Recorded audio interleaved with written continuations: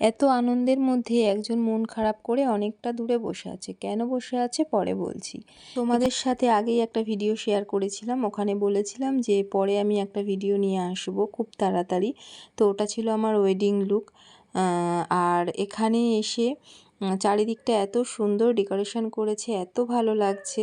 তো আমি ভিডিও নিয়ে নিচ্ছিলাম তোমাদের সাথে শেয়ার করব বলে।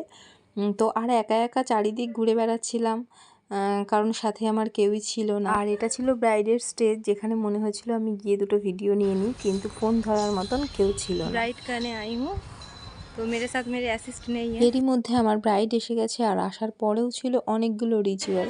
তো আমি বারবার ওকে তাড়া দিচ্ছিলাম, কারণ অনেকটা লেট হয়ে গেছিলো। बहुत देर हो जाएगा फिर। কিন্তু আমি এটা বুঝতে পারছিলাম না এখানে এতগুলো মানুষ আনন্দ করছে, আর ওই অনেকটা দূরে একটা মহিলা মন খারাপ করে কেন বসেছিল। তারপরে বুঝলাম যে এটা ছিল একটা রিচুয়াল। যে মাথায় কাপড় চাপা দিয়ে আসলো ও ছিল আমার ব্রাইড। তো এই রিচুয়ালটা দেখতে আমার বেশ ভালোই লাগলো, নতুন একটা রিচুয়াল দেখলাম। এবার তোমরাই বলো যে অত আনন্দের মাঝখান থেকে যদি অনেকটা দূরে এরকম একটা মহিলা চুপচাপ বসে থাকে, তাহলে তোমরা প্রথমে কি ভাববে? আমি তো এই রিচুয়াল প্রথম দেখলাম। তোমরা যদি আগে কখনো দেখে থাকো এই রিচুয়াল, অবশ্যই কমেন্ট বক্সে জানিও। তো আমার বেশ ভালোই লেগেছে রিচুয়ালটা, খুব মজার ছিল। এখন বাজে 5টা আর এখনও রিচুয়াল চলছে, দেখতে পাচ্ছ? 5টা বাজে, এখনও রিচুয়াল চলছে।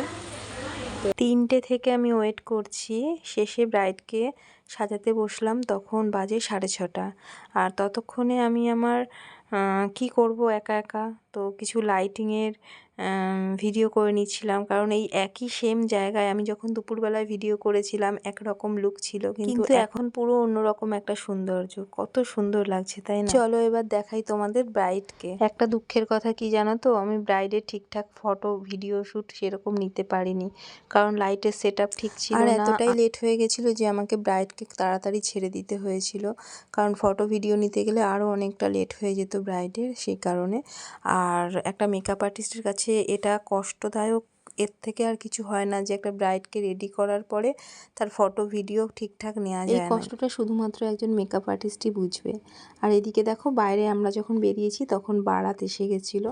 তো এত ভালো লাগছিল, তাই একটু ভিডিও নিয়ে নিয়েছিলাম। তো টাটা, ভিডিওটা কেমন লাগলো জানি।